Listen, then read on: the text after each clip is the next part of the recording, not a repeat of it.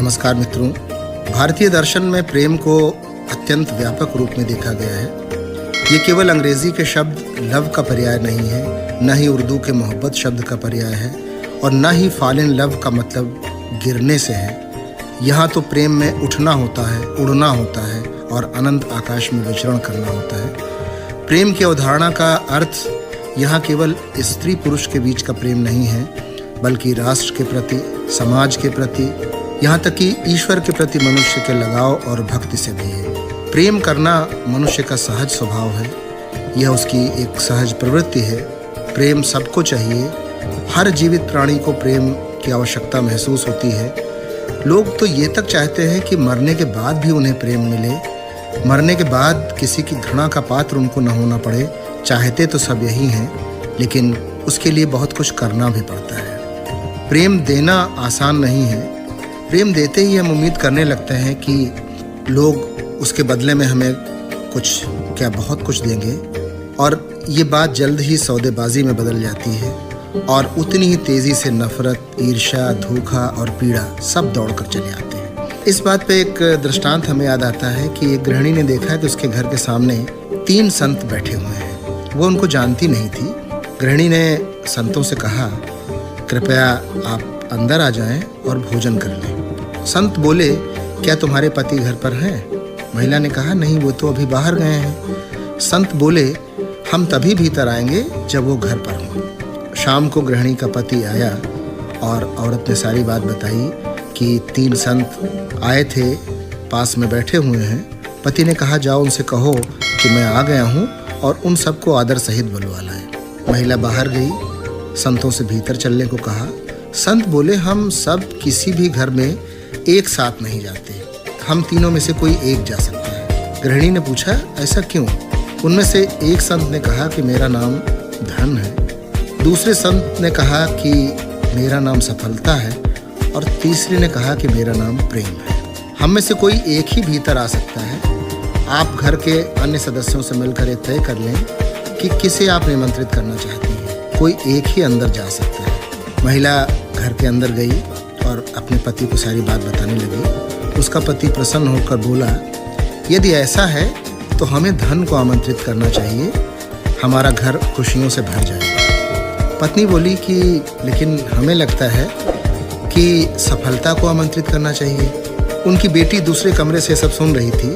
वो माँ बाप के पास आई और बोली कि हमारी राय है कि हम प्रेम को आमंत्रित करें, क्योंकि प्रेम से बढ़कर कोई भी चीज़ नहीं है। माता पिता ने कहा कि ठीक कहती है बेटी, हमें प्रेम को ही बुलाना चाहिए। गृहिणी बाहर गई और संतों से कहा कि आप में से जिनका नाम प्रेम है वे कृपया हमारे घर में आएं और भोजन ग्रहण करें। प्रेम घर की ओर बढ़ चले। बाकी 2 संत भी उनके पीछे पीछे चलने लगे। महिला ने आश्चर्य से उन दोनों से पूछा, आपने तो कहा था केवल एक संत अंदर आएगा, मैंने तो सिर्फ प्रेम नाम के संत को आमंत्रित किया था, फिर आप सफलता और धन दोनों भीतर क्यों जा रहे हैं? तो उनमें से एक ने कहा, यदि आपने धन और सफलता में से किसी एक व्यक्ति को आमंत्रित किया होता तो केवल और केवल वही भीतर जाता, लेकिन चूंकि आपने प्रेम को आमंत्रित किया है तो प्रेम अकेला नहीं जाता। प्रेम जहाँ जाता है धन और सफलता उसके पीछे पीछे जाते हैं। अब आप समझ गए होंगे कि आपका जीवन हो, आपके परिवार में किसी अन्य व्यक्ति का जीवन हो या किसी भी प्राणी का जीवन हो, उसके जीवन में प्रेम का क्या महत्व है। लेकिन दुर्भाग्य ये है कि प्रेम को लेकर आज हमारा समाज एक विचित्र दुविधा के युग में प्रवेश कर गया है।